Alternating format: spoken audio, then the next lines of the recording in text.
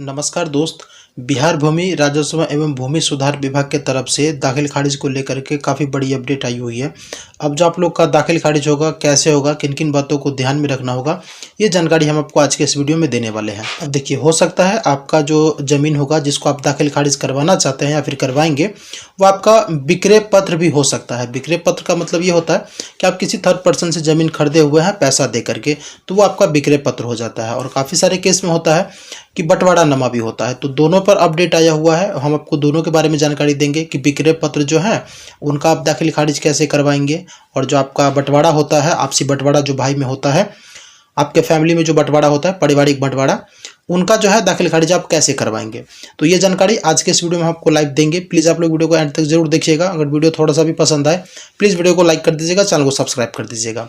तो देखिए, यहाँ पर जो नोटिस आया हुआ है, इनके माध्यम से हम आपको समझाने का कोशिश करते हैं।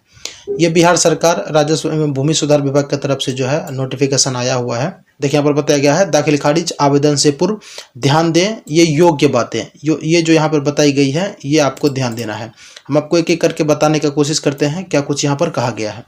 देखिए, ऊपर में कहा गया है, दाखिल खारिज आवेदन क्रय और विक्रय पत्र के लिए जो है यहाँ पर जो रूल रेगुलेशन है वो यहाँ पर बताया गया। तो ये जो है आप लोग का, ये जो है क्रय और विक्रय पत्र का है, यानी कि आप किसी थर्ड पर्सन से ज़मीन खरीदे हुए हैं और आप उसको दाखिल खारिज करवाना चाहते हैं, तो उस कंडीशन में आपको कौन कौन से रूल को फॉलो करना होगा और किन किन बातों को ध्यान रखना होगा, वो जानकारी यहाँ पर बताया गया है। ऊपर में देखिए, यहाँ पर बताया गया है, समझेंगे, जमीन का क्रय उसी व्यक्ति से करें जिसके नाम पर जमाबंदी है। ये यहाँ पर बताया गया है। इसका मतलब ये होता है, जब आप जमीन खरीदेंगे तो उसी व्यक्ति से जमीन खरीदिएगा जिसके नाम पर जमाबंदी है, जिसके नाम पर जमीन है, उसी से जमीन रजिस्ट्री करवाइएगा। अब नीचे में बताया गया है, किसी कारणवश जमाबंदी रैयत से जमीन क्रय कर, मतलब जमीन खरीदने के लिए फिर बेचने के लिए जिसके नाम पर जमीन है वो बेचने के लिए सक्षम नहीं होता है। ठीक है, मतलब वो है ही नहीं, इसके नाम पर जमीन है, उनसे रजिस्ट्री नहीं हो रहा है, तो उस केस में यहाँ पर बताया गया कि अगर रैयत है जिसके नाम पे जमाबंदी है, अगर वो आपको रजिस्ट्री नहीं कर रहे हैं, तो उस केस में यहाँ पर बताया गया है, जमाबंदी रैयत के सभी वंशजों से जो है जमीन का क्रय विक्रय पत्र जो है लिखवाना पड़ेगा, और सभी से जो है लिखित विक्रय पत्र का जो है सहमति प्राप्त करना पड़ेगा आपको। कहने का अर्थ ये हो रहा है कि मान लेते हैं कि ये एक यहाँ पर मान लेते हैं, यहाँ पर हम डेमो के लिए आपको समझा रहे हैं, ऊपर में ए लिखे हैं, तो जमीन जो है इसके नाम पर है, ए के नाम पर है, और इनका जो है मान लेते हैं एक बी है और सी है, और यहाँ पर हम डी डाल देते हैं। यहाँ पर 3 हिस्सेदारी है, हम डेमो के लिए आपको बता रहे हैं 3 हिस्सेदारी है। हो सकता है इसमें 4 गो भी हो, 5 गो भी हो, 6 गो भी हो, कोई दिक्कत नहीं। अब यहाँ पर क्या है कि आप जो है मान लेते हैं आप जमीन खरीदने वाले हैं और ये जो है बेचने वाले हैं, तो आप यहाँ पर हम ई डाल देते हैं। ठीक है, ई एलिफेंट ई वाला डाले हैं।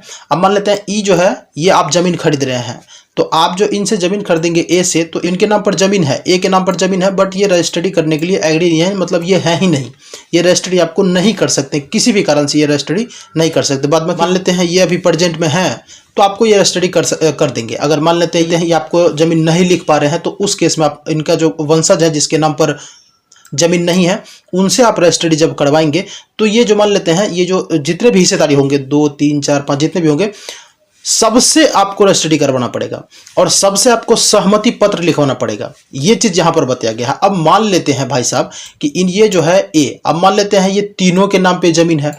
अब ये तीनों के नाम पे जमीन है, मान लेते हैं 1 बीघा जमीन है, 1 बीघा ये तीनों के नाम पे है। अब यहां पर ये तीनों में से कोई है ही नहीं, कोई तीनों में से कोई है ही नहीं।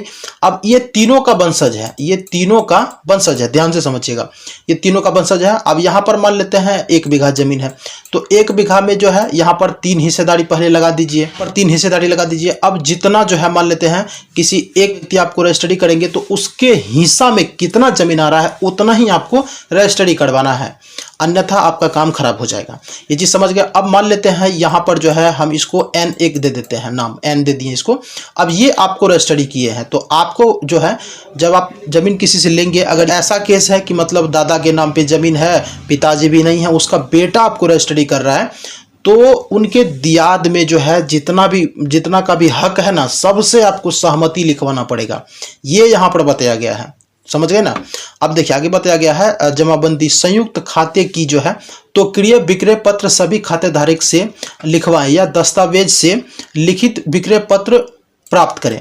कहने का तात्पर्य यह है, देखिए जब आप ज़मीन रजिस्ट्री करवाएंगे, किसी से ज़मीन खरीदेंगे, तो क्या करना है कि उनका पहले आपको उनसे पूछना है आपका ज़मीन जो है खतियानी है या फिर भाई कबाला है। तो वो चीज़ उनसे आप प्राप्त करेंगे और साथ में आपको सहमति भी सभी से लेना है, जिनका भी उसमें हक है सबसे आपको जो है सहमति आपको ले लेना है। मतलब लिखवा करके, मुंह से नहीं, सहमति आपको लिखवा लेना है। साथ में जो है वंशावली भी आपको बनवा करके ले लेना है। जिससे आप ज़मीन लिखवाएंगे ना, उससे आपको वंशावली बनवा करके ले लेना है। अब यहाँ पर आगे समझेंगे, अगर ज़मीन की खारिज जमाबंदी रैयत से नहीं करते हैं तो दाखिल खारिज आवेदन करते समय अन्य हिस्सेदार संबंधित विवरण दर्ज करना होगा। समझिएगा यहाँ पर क्या कहा गया है। यहाँ पर कह रहा है कि जो ज़मीन आप खरीदेंगे, अगर मान लेते हैं जिसके नाम पर ज़मीन नहीं है, जिसके नाम पर ज़मीन है वो रैयत हुए, जगह है जो आप ज़मीन खरीदेंगे, अगर जिसके नाम पर ज़मीन है वो तो रैयत हुए। अगर मान लेते हैं रैयत आपको रजिस्ट्री नहीं करते हैं, तो उस केस में बताया गया जब आप दाखिल खारिज करवाएंगे तो उस समय जो है जितने भी संबंधित हिस्सेदार है उसका विवरण आपको दर्ज करना पड़ेगा। दाखिल खारिज में जब आप देंगे तो वहां पर बताएंगे कि ये सब इनका हिस्सेदार है। तो ये महत्वपूर्ण जानकारियां हैं जो आप जो विक्रय पत्र होता है, क्रय पत्र होता है, उनके लिए ये कंडीशन फॉलो आपको करना पड़ेगा। तो ये चीज समझ गए। अब यहाँ पर नीचे में समझेंगे, अगर दाखिल खारिज आवेदन जो आप करेंगे वो अगर बंटवारा वाला है तो उस केस में आपको कौन कौन सी बातों को ध्यान रखना होगा। यहाँ पर बंटवारा के लिए है, आपसी बंटवारा जो होता है उसके बारे में यहाँ पर बताया गया है। यहाँ पर बताया गया है आवेदक के साथ जो है अपना वंशावली अपलोड आप करेंगे, वंशावली लगा करके अपलोड करेंगे। कहने का अर्थ ये है कि आपके पिताजी के नाम पर जमीन है, आप 3 भाई 4 भाई 5 भाई हैं, या फिर आप उसके पोते हैं, कि जब आप आवेदन करेंगे तो उनमें जो आपको वंशावली लगा करके आवेदन करना होगा, ताकि जो है क्लियर हो पाए कि पिताजी के जो नाम पे जमीन है उनका कितना हिस्सेदार है, ये चीज़ साबित हो सके। इसलिए वंशावली आपको लगाना उसमें जरूरी होता है। अब यहाँ पर बताया गया है आपसी सहमति बंटवारा दस्तावेज न्यायालय आदेश के आलोक में भी बंटवारा दाखिल खारिज हेतु आवेदन किया जा सकता है। तो देखिए आपसी बंटवारा जो होता है ना, वो कई प्रकार के हो जाते हैं। कभी कभार क्या होता है कि आपका न्यायालय स्तर से होता है, यानी कि जो आपका कोर्ट में होता है, कचहरी में भी आप लोग का जो है बंटवारा हो जाता है। कभी कभार क्या होता है कि आपको पंचायत स्तर पे भी जो है बंटवारा आपका हो जाता है। तो उस वही केस में यहाँ पर बताया गया है कि अगर आपका न्यायालय से भी हुआ है तो उस केस में भी आप इसमें आवेदन कर सकते हैं। बस ये समझेंगे कि कोई सा भी बंटवारा हो ना, आपसी बंटवारा, तो आप उनका दाखिल खारिज करवा सकते हैं। बाद बाकी यहाँ पर बताया गया है इनमें अन्य हिस्सेदार संबंधित जो है अपना विवरण जो है वो दर्ज करेंगे। जितने भी हिस्सेदार होंगे वो इनमें जो अपना विवरण को दर्ज करेंगे। देखिए जब भी आप बंटवारा के लिए जो ऑनलाइन आवेदन करिएगा ना, बेचने वाला का जहाँ पर डिटेल्स मांगा जाता है, यानी कि सेलर का डिटेल्स जहाँ पर मांगा जाता है, तो वहां पर जो है आपको जिसके नाम से खारिज के लिए अप्लाई कर रहे हैं उसके अलावा जितने भी भाई होंगे, जितने भी हिस्सेदार होंगे, सबका नाम आपको डालना होता है। ये आपको यहाँ पर बताया गया। आप दाखिल खारिज के लिए अप्लाई करेंगे तो वहां पर पूछेगा जमीन कौन सा है, तो वहां पर आपको वहां पर देखिए पार्टिसिपेट करके जो है ऑप्शन आपको आएगा। जब आप बंटवारा के लिए अप्लाई करेंगे तो वहां पर आपको पार्टिसिपेट सेलेक्ट करना होता है। और जो ये विक्रय पत्र जब अप्लाई करते हैं तो इसमें जो है सेल परचेज डालते हैं, तो इसमें जो आपको पार्टिसिपेट डाल करके अप्लाई करना होता है बंटवारा वाला में। तो ये कुछ जानकारियां हैं जो कि आज के इस वीडियो में आपको देने का कोशिश किए हैं, समझाने का कोशिश किए हैं। उम्मीद करते हैं आप इन चीज़ों को समझ चुके होंगे।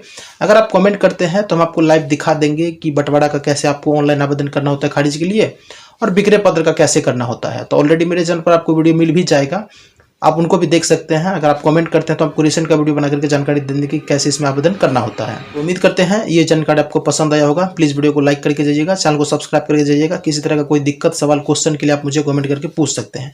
तो चलिए हम इस वीडियो को करते हैं एंड। अगर आपने पूरा इस वीडियो को वॉच किया है तो वीडियो देखने आपका तहे दिल से धन्यवाद दोस्त। मिलते हैं हम किसी और नए वीडियो के साथ, तब तक के लिए जय हिंद।